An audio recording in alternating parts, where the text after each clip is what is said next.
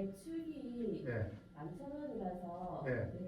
매출액이 매출액. 10,000원이고 출세액이 11,000원. 아, 잘못했어요. 매출이 11,000원이니까 매출액이 10,000원일 것이고 매출세액이 1,000원이다. 지금 무슨 일 하세요? 예? 무슨 일 해요? 예?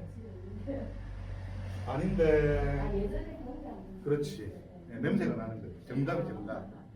예. 요거 하시는 분이 제가 1% 매출액, 매출세액을 구분할 줄 아는 사람이 1%가 안 돼요. 제가 세무 강의를 하기 전에 세무 상담을 한 3개월 정도에 1000분 상담했거든요. 그래서 제가 정확하게 알아요. 제가 제일 처음에 물어보는 게 요 질문 던지거든요. 요 질문 보고 세무 상식을 알아봐요. 대단하신 분이에요. 1% 알아요. 그러면 고민해봐요. 그냥 매출만 알면 될 건데 왜 이렇게 구분을 해놨을까? 어려운 용어를 막 써가며 세금 계산하라고 쪼개는 거예요.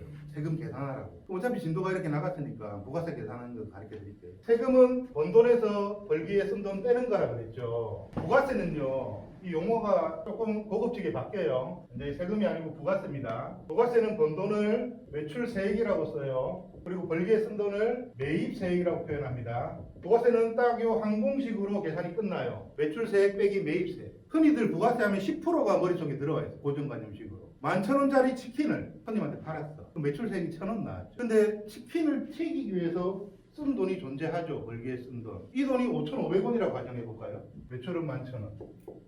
그럼 치킨 한 마리 부가세가 얼마죠? 손님한테 11,000원에 팔았고 재료비가 벌기에 쓴 돈이 5,500원이 들어갔어요. 그럼 이 치킨 한 마리 부가세가 얼마일까요?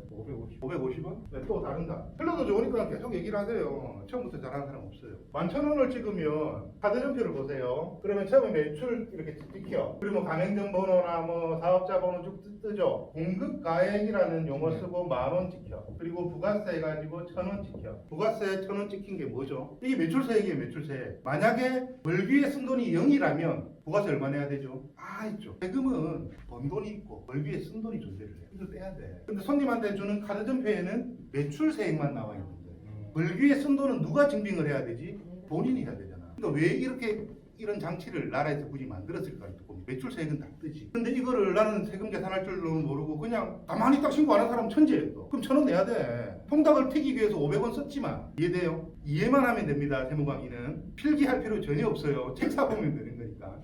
5,500원이 벌기에 썼다고 가정을 할게요. 여기에 10%예요. 매출의 10%가 부가세가 아닙니다. 요것도 이해를 하셔야 돼요. 보통 사장님들이 매출의 10%를 부가세 하는데 매출의 10%가 부가세가 아니고 매출액의 10%예요. 그러면 나는 매출을 알아. 근데 부가세를 계산하려니까 매출세액을 알아야 돼. 나누기 10이라면 돼요. 매출 나누기 10이라면 바로 매출세액 나옵니다. 이해되시죠? 요거는. 그러면 우리가 공식 두 개를 지금 알고 있는 거예요. 첫 번째 공식이 매출세액 빼기 매입세액. 두 번째 공식이 매출은 매출액 더하기 매출세액. 두 번째 공식을 알면 자연스럽게 외워지는 공식 하나가 생기죠. 매입. 이 공식은 그냥 외워지죠. 매출 매입만 바뀌었으니. 벌기에 쓴 돈 매입이 5,500원이래. 그럼 매입세액이 얼마예요? 500원 나누기 10이라면 되잖아. 그럼 매입액은 5,000원 되겠네. 다 맞잖아. 맞죠? 부가세는요. 이 공식 하나로만 계산된다 그랬어요. 매출세액 빼기 매입세액. 11,000원짜리 치킨 한 마리 부가세가 얼마예요? 그러면 한 마리 부가세 500원. 이 세무상식이 어설프게 있는 사장님들이 제일 많이 하는 답변 550원이란 말을 제일 많이. 그냥 매출에서 매입 빼고 그게 10%입니다. 잘못된 계산입니다. 매출세액에서 매입세액을 빼야 부가세가 나와요. 이거 다 이해되시나요 혹시? 이게 다인데 세금은 부가세는 이게 다예요. 다. 그래서 치킨 한 마리 부가세 암산으로 계산할 수 있겠죠. 질문 하나만 내볼게요. 치킨이 아니고 이제 아이스 아메리카노. 아이스 아메리카노를 한 잔에 4,400원에 팔아요. 그런데 이 한 잔의 재료비가 2,200원이 들어갔어. 그러면 아이스 아메리카노 한 잔의 부가세가 얼마죠? 끝난 거예요. 심지어 암산으로. 당위 1%예요. 1,000분한테 아메리카노 한 잔의 부가세를 물어봤는데 대답한 사람이 5명이 안 된다. 이게 현재 현실이에요. 근데 배워보니까 대단히 어렵지 않죠. 요만큼만 알아도 알고 부릴 수가 있어요. 검증을 할 수가 있어요. 어렵지 않죠. 그러니까 배워가자는 거예요. 조금 더 깊게 배우고 싶으면 책 한번 보시라.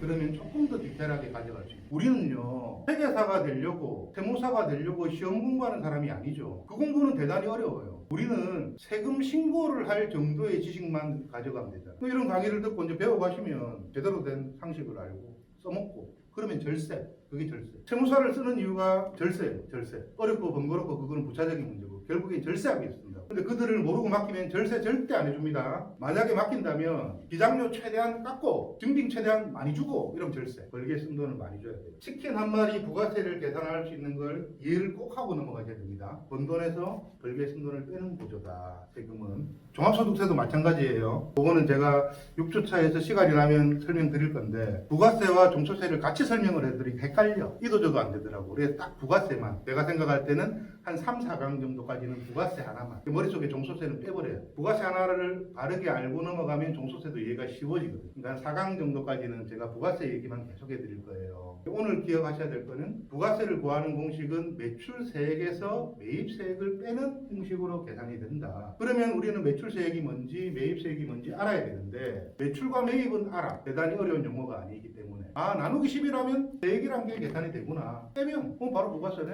그래서 11,000원짜리 치킨을 한 마리 부가세가 얼마였죠? 500원. 나는 진짜 장사 열심히 하려고 하는데 매일 한 마리밖에 못 팔아. 하루 부가세가 얼마예요? 500원. 불행하게도 매일 한 마리밖에 못 팔아. 한 달 부가세가 얼마죠? 15,000원. 부가세는 6개월 단위로 신고합니다. 그러면 요번에 내가 신고하고 납부해야 될 부가세가 얼마죠? 9만.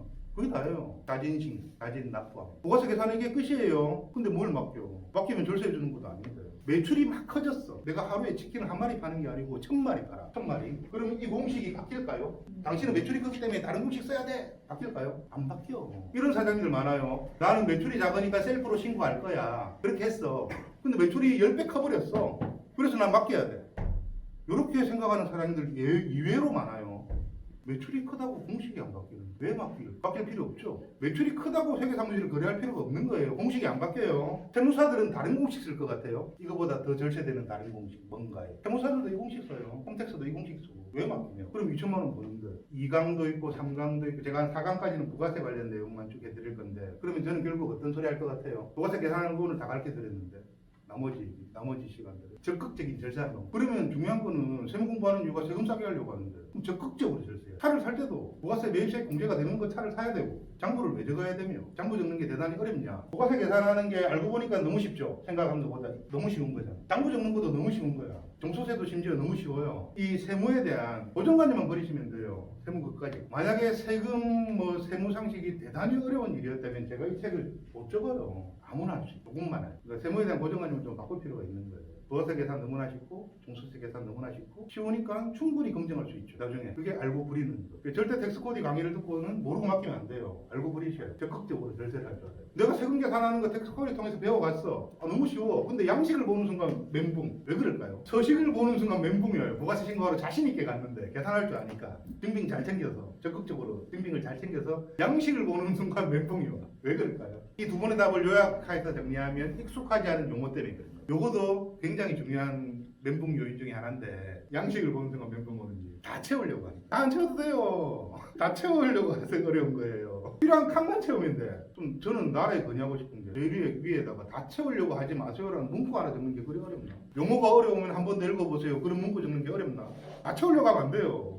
본인 칸에 저거 몇 개 안 돼. 그 칸이 제가 표를 한번 만들어 봤거든요. 책 적으려고. 채워야 될 수는 10%도 안 돼. 강의 주제가 그래요. 아무도 당신의 절세를 원하지 않는다. 심지어 나라도. 그래서 절세를 진짜 원하면 당신이 공부해. 그게 절세야. 바뀐다고 절세? 아니라. 세금을 계산하는 계산법은 아주 간단하고 충분히 독학으로도 배울 수 있고요. 강의를 들으면 더 좋고. 근데 이렇게 강의를 듣고 책을 보면 책이 빨리 자기게 돼요.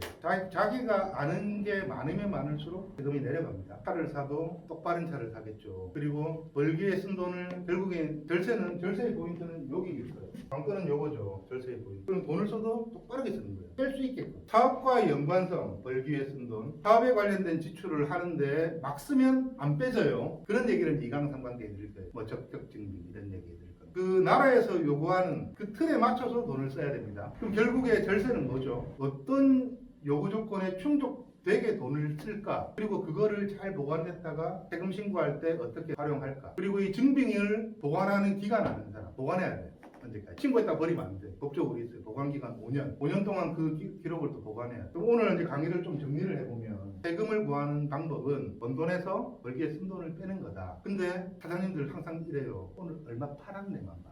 오늘 내 매출 100이야 50이야 얼마 썼네에 대해서는 비중을 별로 안 둬. 관심이 없어. 창업을 하는 이유가 돈 벌려고 하는 거죠. 결국에는 이익에 관심을 둬요. 이익. 매출에 관심을 두면 안 돼요. 이익에 관심을 둬요. 이익에 관심을 두게 되면요 세금 문제까지 자연스럽게 회계 공부를 하다 보면요 부가세나 종소세 나가는 세금도 지출이에요. 세금 많이 내면 이익이 작아지잖아. 이익에 관심을 둬야지 내가 세금 공부할 이유도 생기고요. 혹은 날 오늘 하루 매출만 포스기 클릭해가지고 오늘 100만 원 팔았네.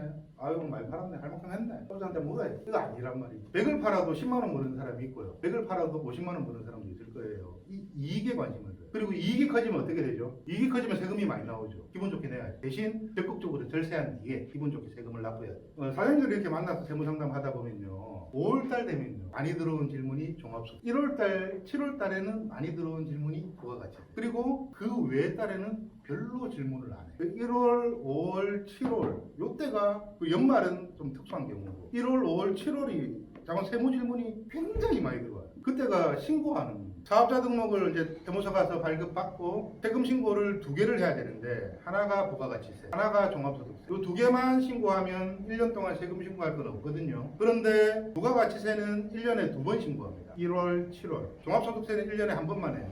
5월달. 그래서 1월, 5월, 7월에 세무 질문이 제일 많이 들어와요. 근데 이 질문이 굉장히 다급해. 큰일 났어요로 시작되는지. 큰일 났어. 큰일 난 이유는 하나죠. 세금이 많이 나오는데 회계사무실 거래하는데 세금이 부가세가 한 1,000만 원 나오는데 어떻게 해야 돼요? 미치겠어요. 막 이런 질문. 그래서 답을 하죠. 방법 없습니다. 방법 없다는 말한 이유가 뭐냐면 세금 신고에 함정이 하나 있거든요. 이게 구분되어 있다는 거죠. 과세기간과 신고기간은 구분되어 있어요. 과세기간은 뭐냐면 세금을 매기는 기간, 신고기간은 세금을 신고하는 기간. 납부도 동시에 해야 됩니다. 종합소득세 예를 들면요. 종합소득세의 과세기간은 전년도예요.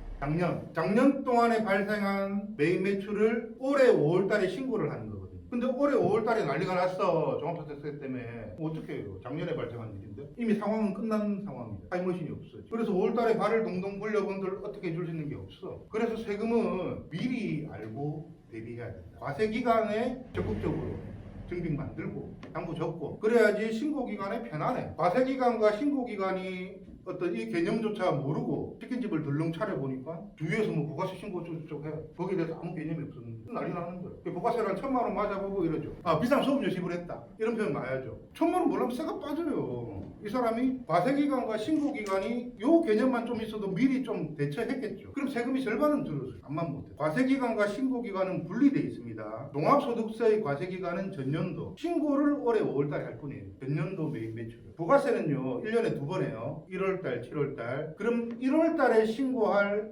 과세기간은 전년도 7월부터 12월. 전년도 7월부터 12월 동안에 발생한 부가세를 1월에 신고하고 7월에 신고하는 부가세는 뭐냐면 1월부터 6월까지 신고하는 달에 발을 동동 굴려본들 어떻게 할 수 있는 방법이 없어요. 미리. 그 미리라는 게 결국에는 벌기에 쓴 돈의 증빙을 만드는 거죠. 벌기에 쓴 돈이 빼지니까. 그러면 매입을 하는 그 즉시에 즉시 매입을 잘해야 결국엔 절세가 되는 거예요. 매입을 잘해야. 그 얘기를 제가 2강, 3강 때 적극적으로 가르쳐 드릴 테니까 잘 이렇게 흡수하셔가지고 나중에 창업을 하고 그 즉시 활용하셔야죠. 도움 좀 되셨어요? 네. 그러면 그 다음 주 또 수요일 날 그때는 이제 적극적인 절세에 대해서 한 시간 더 얘기를 해드릴게요. 그리고 궁금한 거 있으면 항상 메모해 오세요. 그리고 강의 시간에 항상 물어보시고 주고받는 거 저는 좋아하니까 그렇게 남은 강의도 진행했으면 좋겠습니다. 더운데 다들 고생하셨습니다. 감사합니다.